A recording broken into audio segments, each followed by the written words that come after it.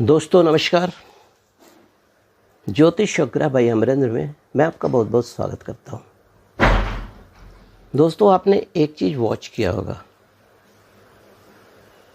कि आज जो भी मेरा वीडियो है ये पितृपक्ष पे ही है। पितृपक्ष से रिलेटेड कुछ चीज़ें मैं आपसे डिस्कस कर रहा हूँ अपने वीडियो में।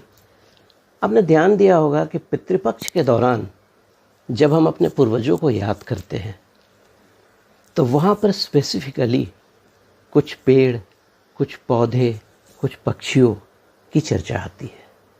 क्यों, क्या कारण हो सकता है? जैसे पीपल का पेड़ हो गया, कौवा हो गया, गौ माता हो गई, बरगद का पेड़ हो गया, कोई ना कोई तो लॉजिक होगा। तो आइए मैं थोड़ा सा आपसे डिस्कस करूँगा कि क्यों इन चीज़ों को याद किया जाता है इस पितृपक्ष के दौरान। और मैं आशा करता हूँ कि जो 16 दिन का जो पितृपक्ष का समय होता है, अगर इन चीज़ों को आपने फॉलो किया तो आपके ज़िंदगी के जितने भी अनवांटेड प्रॉब्लम्स हैं, आपके जन्मपत्री में जितने भी तरह के विकार हैं, सब चीज़ों का निराकरण हो जाएगा और आप एक अच्छी लाइफ को जी पाइएगा। Thank you very much. तो आइए शुरू करते हैं। एक्चुअली सनातन धर्म के अनुसार पितरों का पितृलोक में निवास चंद्रमा के ऊर्ध्व भाग में माना गया है, ठीक है। और पक्षियों के लोक को भी पितृलोक कहा जाता है, जहां अग्नि क्षेत्र कर्म से आकाश मंडल के जितने भी पक्षी हैं वो तृप्त होते हैं। और तीसरा, कुछ पितृदेव हमारे वरुण देव का भी आश्रय लेते हैं, अतः पितरों की स्थिति जल में भी बताई गई है। तो आज हमारी चर्चा का यही विषय होगा, चंद्रमा या आकाश या जल में अगर हम इन चीज़ों को फॉलो करते हैं तो क्या कारण हो सकता है, ठीक है। देखिए, जिस तरह से मनुष्य में एक आत्मा होती है उस तरह से हमारे पेड़ पौधों में भी एक आत्मा होती है। अभी सरकार के तरफ से भी कुछ कानून बनते हैं ना, कुछ नियम है, पेड़ पौधा को ना काटें। पेड़ पौधा ऐसा माध्यम है जो ऑक्सीजन प्रोवाइड ज़्यादा करते हैं, कार्बन डाइऑक्साइड कम करते हैं। कोई कोई ऐसे पेड़ पौधा हैं। तो आइए सबसे पहले हम चर्चा जो करेंगे, जो हमेशा चर्चा में ये पेड़ आता है, चाहे पूजा पाठ हो या पितृपक्ष के दौरान, वो है पीपल का वृक्ष। देखिए, कहा जाता है ना, मूल तो ब्रह्मा, मध्य तो विष्णु, अग्रजा शिव, पत्रे पत्रे सर्वे देवा, गोविंदाय नमोस्तुते। साक्षात कृष्ण का वास है वहाँ पर, ब्रह्मा का वास है, विष्णु का वास है, भगवान शिव का वास है। और बहुत सारे जो हमारे ब्रह्मांड मतलब सनातन धर्म के देवता, प्रेत, पिशाच, सबका वास उस पीपल के पेड़ में होता है। कहा जाता है ना, इसमें जहाँ विष्णु का महत्व है, इसी कारण इस वृक्ष को पितृदेव भी बोलते हैं, ठीक है। पितृपक्ष के दौरान इसका विशेष महत्व है, क्योंकि पितृपक्ष के दौरान भगवान विष्णु की पूजा का भी बहुत महत्व होता है।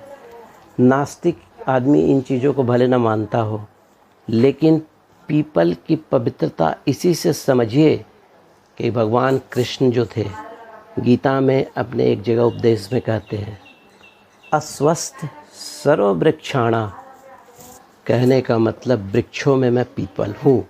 तो आप समझ सकते हैं।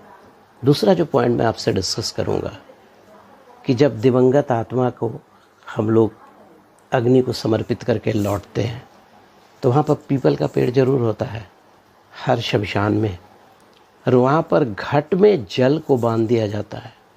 वो जल को बांधने का मतलब क्या होता है? उस जल को हमारे जो दिवंगत आत्मा है, जब तक पूरी क्रिया नहीं होगी, भूख प्यास लगेगी, तो वो 13 दिनों तक ग्रहण कर लेते हैं। और पितृपक्ष में पीपल की उपासना से पितरों की अक्षुण्ण कृपा प्राप्त होती है, याद रखिए। उसके अलावा पितृ अमावस्या हो या कोई अमावस्या हो, अगर उस दिन कोई भी आदमी पीपल का वृक्ष लगाता है, पूजा करता है, तो पीपल कि पूजा करने से ही पितृदोष के कष्टों का निवारण हो जाता है। अब आपसे चर्चा करता हूँ दूसरा पेड़, जिसको पितरों का भी पेड़ कहा जाता है, पितरों की कृपा पाने वाला भी पेड़ होता है। इस पेड़ का नाम है बरगद का पेड़। आपने देखा होगा बहुत सारे ज्योतिषी भी बरगद के पेड़ के नीचे कहते हैं दूध चढ़ाइए, उसके मिट्टी लाकर लगाइए, तिलक लगाइए। बरगद के पेड़ की पूजा करने से आपके जन्मपत्री का मंगल दोष भी बिल्कुल शांत हो जाएगा और भी किसी तरह के अनिष्ट हैं उसकी शांति हो जाती है। कहा जाता है कि बरगद में भगवान शिव का वास होता है। अगर बरगद के पेड़ के नीचे बैठकर नमः शिवाय का जाप किया जाए तो अक्षुण्ण कृपा शिव जी की मिल जाती है। शिव जी की आराधना से पितृदोष की मुक्ति मिल जाती है। बरगद के पेड़ की ये है। और इस मंत्र को अगर आप रुद्राक्ष के माला से करते हैं तो अति उत्तम। देखिए, आपने ध्यान दिया होगा कि बरगद के पेड़ के नीचे कभी घास नहीं लगता है। छाया जहाँ पड़ती है वहाँ भी घास नहीं लगता है। लेकिन अगर आपको किसी भी बरगद के पेड़ के नीचे घास मिल जाए, उसको पीले कपड़े में बांधकर अपने घर में तिजोरी में रख लें, फिर आपके ज़िंदगी में चमत्कार ही चमत्कार हो जाएंगे। तीसरा जो वृक्ष है जिसकी चर्चा मैं आपसे करूँगा वो है बेलपत्र। कहा गया है ना बेलपत्र के बारे में, त्रिदलम त्रिगुणाकारम त्रिनेत्र त्रिआयुधम त्रिजन पाप संहारम बिल्वपत्र शिवार्पणम। बेल के पेड़ में अगर आप रेगुलर रूप से जल चढ़ाते हैं तो पितृदोष से मुक्ति मिल जाएगी। भगवान शिव की आराधना से तामसिक पितरों से मुक्ति मिल जाती है अगर बेलपत्र आप भगवान शिव पर चढ़ाते हैं तो। मोह माया लोभ सब चीज़ों से आप बचते चले जाएंगे। 3 स्वरूप हैं हमारे पितरों का, सात्विक, राजसिक और तामसिक। तो सात्विक साक्षात ब्रह्मा विष्णु भगवान निवास करते हैं, राजसिक में ब्रह्मा ही निवास करते हैं और तामसिक में शिव जी निवास करते हैं। तो होता क्या है कि पितरों में अगर सात्विक और राजसिक हैं तो बहुत परेशान नहीं करते हैं, लेकिन तामसिक हमेशा परेशान करते हैं। तो आपने ध्यान दिया होगा कि पितृपक्ष में भगवान शिव की पूजा का विशेष महत्व है। काफ़ी पूजा की जाती है उनकी। अगर उनको खुश हो गए वो, तो आपके तामसिक जो पितृ हैं उनसे वो प्रसन्न हो जाएंगे और आपको फिर आशीर्वाद पड़े। उसके अलावा हम लोग त्रिपिंडी श्राद्ध भी जो करते हैं उसमें तिल का पिंड बनाते हैं, ब्रह्मा विष्णु के स्वरूप को याद करते हैं। काला तिल जो कि भगवान शिव को निरूपित करता है। आपने देखा होगा कि पितृपक्ष में काला तिल, जौ, खोआ, इन चीज़ों का आटा, इन चीज़ों का काफ़ी उपयोग होता है। ठीक है। उसके अलावा अशोक का पेड़, शम्मी का पेड़, पलास का पेड़, अपामार्क का पेड़, गूलर का पेड़, आम का पेड़, जामुन का पेड़ अगर पितृपक्ष के दौरान लगाया जाए तो भी पितरों की शांति होती है। और सनातन धर्म में चींटी और सर्प, इन चीज़ों का भी महत्व आता है और चर्चा आता है। ठीक है। अब आइए चर्चा करते हैं पक्षी के बारे में। पेड़ के बारे में तो हमने कर लिया कि किस तरह के पक्षी का अस्तित्व रहता है इस पितृपक्ष के दौरान, क्यों करते हैं पूजा। देखिए, एक और जो पक्षी है जो हमेशा चर्चा में रहता है, जी हाँ, उसका नाम है कौवा। कौवा के बारे में कहा जाता है कि ये अतिथि आगमन का सूचक है और पितरों का आश्रय स्थल भी कहा जाता है।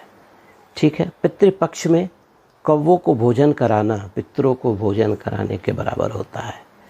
धर्म ग्रंथ के अनुसार कोई भी क्षमतावान आत्मा कौवे के शरीर में स्थिर होकर विचरण करती है।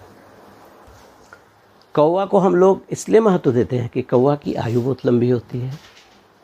अक्सर मृत्यु कौवा की होती है, याद रखिए। कभी भी कौवा पूरी ज़िंदगी नहीं मिलता है। और कौवा की पूजा करने से पितृपक्ष के दौरान पितृदोष, राहु केतु जन्मपत्री में हो, सूर्य का दोष बिल्कुल ख़त्म हो जाता है। आपने ध्यान दिया होगा कि कौवा कभी भी अकेले भोजन नहीं करता है। अगर कहीं पर भोजन रखा है ना, तो कौवा पहले आवाज़ देकर सबको बुलाएगा। मुंडेर पर कौवा बैठ गया तो एक अतिथि आगमन की सूचना देता है। एक पुराणों में एक वर्णन आया है कि कौवों को देव का पुत्र कहा जाता है। इंद्र का जो पुत्र थे, इंद्र, भगवान इंद्र के जो पुत्र थे जयंत, वो कौवे का रूप धारण करके सीता माता को परेशान करते थे। तो भगवान श्री राम ने क्या किया, सिंह के बाण से उसके ऊपर बाण चलाया, और जब बाण लग गया तो उसकी मृत्यु नहीं हुई, लेकिन वो क्षमा याचना के लिए तीनों लोक में घूमा। ब्रह्मा के पास गया, विष्णु के पास गया, लेकिन किसी ने उसकी रक्षा नहीं की।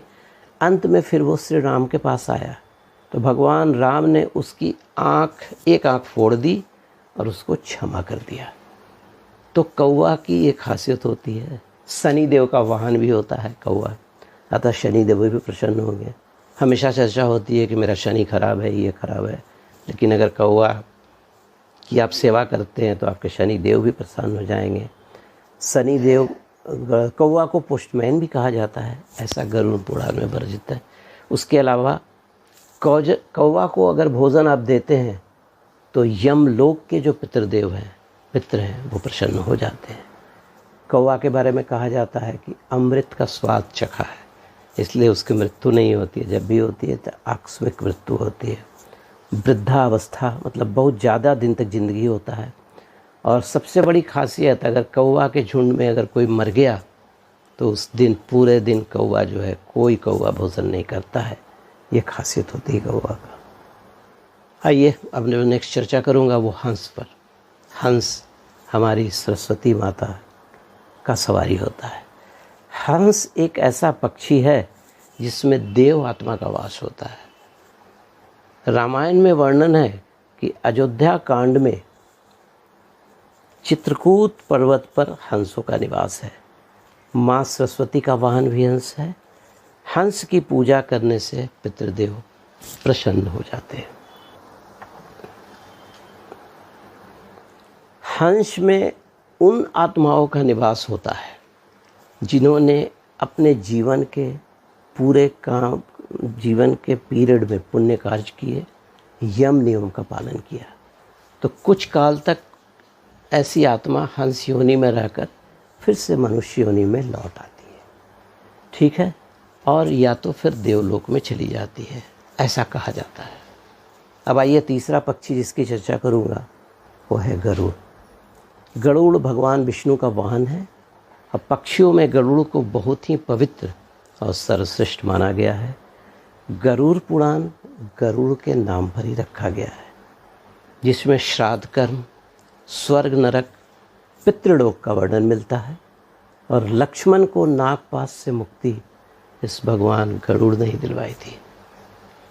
तो ये गरुड़ देव का एक ऐसा वर्णन है। अगर आप गरुड़ देव तो आजकल मिलते हैं नहीं, लेकिन अगर पितृपक्ष के दौरान उनको याद किया जाए, पितरों की शांति होती है। अब आइए कुछ बात करते हैं पशु की, जो मैं पहले भी चर्चा कर चुका हूँ। उस पशु में सबसे पहले आता है कुत्ता। कुत्ते को यम का दूत भी माना जाता है। कहा जाता है कि ईश्वर माध्यम की वस्तुएं नज़र आती हैं। कुत्ते को आपने देखा होगा, कोई अशुभ अनिष्ट होने वाला है तो कुत्ता रोने लगता है, ठीक है। दरअसल में कुत्ते की खासियत ये होती है कि भविष्य की घटना और आत्मा को देखने की क्षमता होती है उसमें। भैरव महाराज का सेवक भी माना जाता है कुत्ता। कुत्ते को भोजन देने से भैरव प्रसन्न होते हैं, पितृ प्रसन्न होते हैं, और कुत्तों की देव सेवा से पितृदेव भी प्रसन्न होते हैं। कहते हैं कि भैरव भगवती के प्रमुख द्वारपाल माने जाते हैं। तो भैरव की अनुमति से ही आप भगवती का दर्शन कर पाएंगे। यानी कुत्ते की सेवा कर रहे हैं तो भैरव और भगवती दोनों का आशीर्वाद आपको मिल गया। अब आइए चर्चा करता हूँ हाथी के बारे में। हाथी, एलिफेंट, भगवान गणेश का स्वरूप माना जाता है। गजमस्तक कहा भी जाता है भगवान गणेश को। इंद्र का वाहन है हाथी, ऐरावत हाथी जिसका नाम है। और हाथी की पूजा से पितृदोष का शमन हो जाता है। उत्तर दिशा में, अगर आप अपने घर के उत्तर दिशा में चांदी का हाथी रखते हैं तो ये आपके लिए बहुत ही उत्तम होगा, बहुत ही उत्तम होगा। और हाथी जो होना चाहिए उसका दाहिना पैर आगे होना चाहिए, बायां पैर नहीं। और उसकी सूंड नहीं उठी होनी चाहिए, उसका सूंड नीचे होना चाहिए, क्योंकि उठने का मतलब या तो चिगाड़ भी रहा है या आशीर्वाद भी दे रहा है। कन्फ्यूज़न से बचना है। और दाहिना पैर आगे बढ़ने से क्या होता है कि अगर आपके घर में जिन चीज़ों का हाथी प्रतीक है, आपके जन्म पत्री में अगर वहाँ पर अनिष्ट है या अच्छा नहीं है, तो दाहिना पैर बढ़ाने से क्या होगा कि दूसरे घर में चला जाएगा और उस ग्रह जो है मजबूत हो जाएगा। और अब चर्चा करते हैं गाय की। गाय माता हम लोग बोलते हैं। गाय में सभी देवताओं का निवास होता है। कामदेव, कामधेनु, सुशीला का नाम आपने सुना होगा। ये 2 गाय जो हैं हमारे सनातन धर्म की शान है। गाय की सेवा करने से पितरों का शमन हो जाता है, दाश पितर खुश हो जाते हैं। गाय में 33 कोटि देवताओं का वास होता है। और पृथ्वी में 84 लाख योनियों का सफ़र तय करने के बाद गौ माता का जन्म होता है। अगर आप गौ माता को रोज़ गुड़ और रोटी प्रतिदिन खिलाते हैं तो पितृदोष की शांति हो जाती है। कुंडली के अनेक विकारों की चिंता, विकारों का नाश गाय की पूजा से दूर किया जा सकता है। गाय का जो हौंच, जिसको हम लोग कुबड़ बोलते हैं, आप छुएंगे तो बृहस्पति मजबूत हो जाएगा और सूर्य चंद्रमा मजबूत हो जाएंगे अगर गाय का आँख का आप दर्शन करते हैं तो गाय की इतनी महानता है। पितरों को प्रसन्न करने में गाय की एक अहम भूमिका होती है। और जलचर जंतु में भी मैं थोड़ा सा चर्चा कर लेता हूँ। मछली, भगवान विष्णु ने एक बार मत्स्य का रूप लेकर पृथ्वी को बचाया था। जब पृथ्वी विलीन हो गई थी तो मनुष्य जाति के अस्तित्व को बचाया था। जब श्राद्ध के समय चावल के लड्डू बनाए जाते हैं तो उन्हें जल में विसर्जित कर दिया जाता है, जिससे मछली रानी ग्रहण करती है। और कछुआ, भगवान विष्णु के कच्छप अवतार का नाम तो आपने सुना ही होगा। उतना ही नहीं, मद्राचल पर्वत को अपनी पीठ पर लिया था, तभी समुद्र मंथन हो सका था। पितरों की शांति होती है, नागो देवता की पूजा से भी होती है और चींटियों की पूजा से भी होती है। तो दोस्तों, एक छोटा सा मेरा प्रयास था कि जो पितृपक्ष के दौरान या पूजा पाठ के दौरान जो हम पशु, पक्षी, वृक्षों के बारे में जो सुनते हैं, कुछ इन्फॉर्मेशन आपके साथ शेयर कर लूँ। So thank you very much. ज्योतिष और ग्रह वयम्र में फिर से मैं आपका स्वागत करता हूँ और धन्यवाद। अगर मेरा वीडियो अच्छा लगे तो लाइक कीजिएगा, अगर अच्छा लगे तो सब्सक्राइब भी करेंगे। थैंक यू, धन्यवाद।